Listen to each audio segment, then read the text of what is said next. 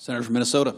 Mr. President, I rise today in strong opposition to the President's request that Congress take away money for public broadcasting and for our own security in foreign assistance that had already been passed and signed into law on a bipartisan basis with a Republican-led House, a Democratic-led Senate at the time, and worked out all the details. Yes, compromises, not a dirty word, made. And now look what's happening. And this clawback doesn't just eliminate funding for, say, NPR, PBS. The primary impact of that part of the funding cuts is going to be on local radio and TV. 1,500 local public media stations across the country that receive 70% of this funding, jeopardizing these stations that provide local community services. Stripping this funding is an attack on these local stations, yes, but it is the communities. I know, because I know some of my communities that rely on these stations. Grand Marais, Minnesota, the very tip of our state, the tip of Minnesota. Do you think all these other stations are covering the Canadian wildfires hourly? They do, because of the smoke, and people need to know the air quality when they're making decisions about what they're going to do that day or the next day. Do you think people know when on Highway 61 there's a tree over the road, or there's been a deer that's been hit by a car and No, they hear it on WTIP.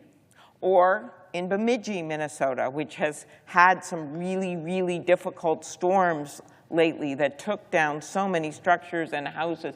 They are able to get the kind of news that they need on that station. Their newspaper is now, for the most part, online, and so they need these TV and radio stations that give them the information that they need. I've had several Republicans from my state write me, former state legislators who are on the boards of these TVs. They also view it as a way of the local TV station in Austin, Minnesota. The former Republican leader in the state Senate is on the board. I visited with him recently when I was down there, and this is the place in Austin, Albert Lee area near the Iowa border, where they're able to get their unique news that gathers people together, that brings them together.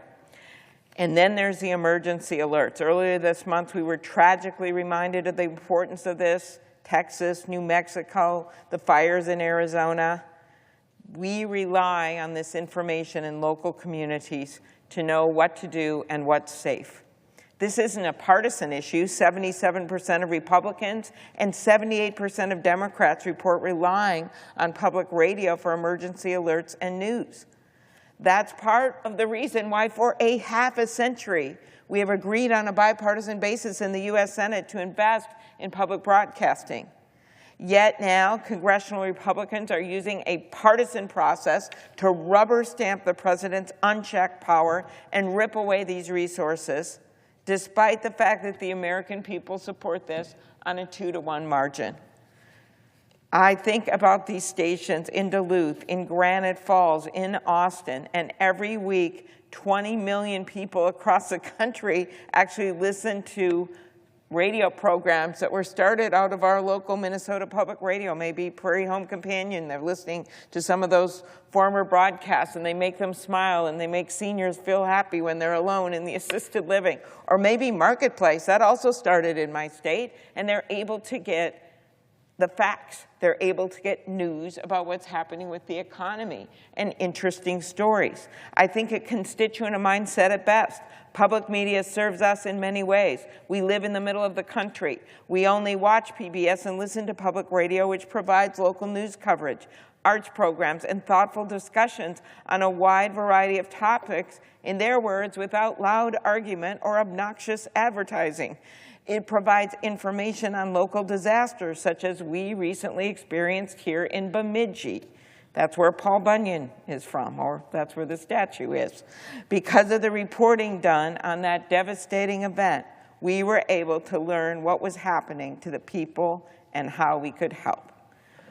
We must support these vital resources that give voice to important local issues. In addition, the reckless cuts to foreign aid and development assistance play a critical role in promoting U.S. economic and national security by stabilizing volatile regions and decreasing the likelihood of U.S. troops being sent into battle. Helping our friends and allies, yes, it's the right thing to do, but it's also smart for us to do at home.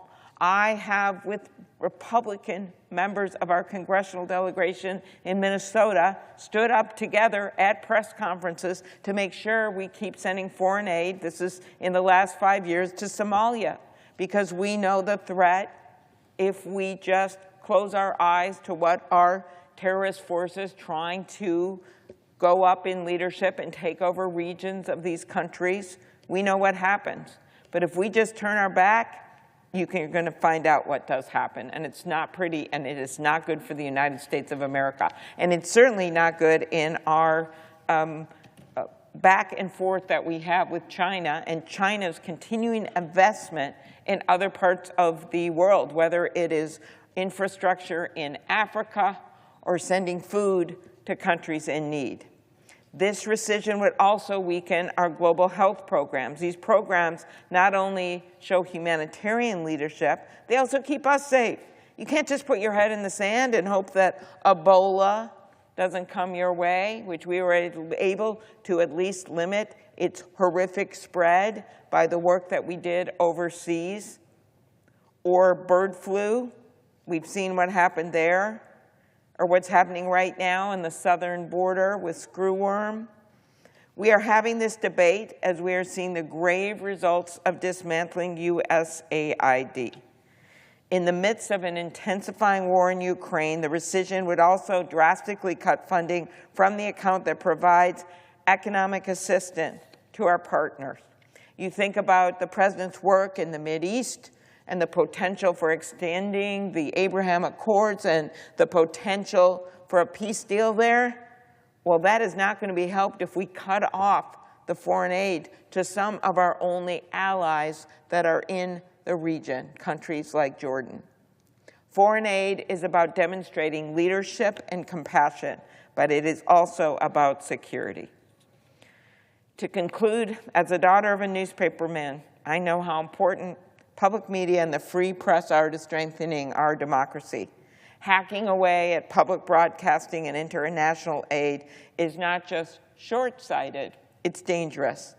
These investments are relatively small in cost, yet immense in impact. They strengthen our country and strengthen our leadership.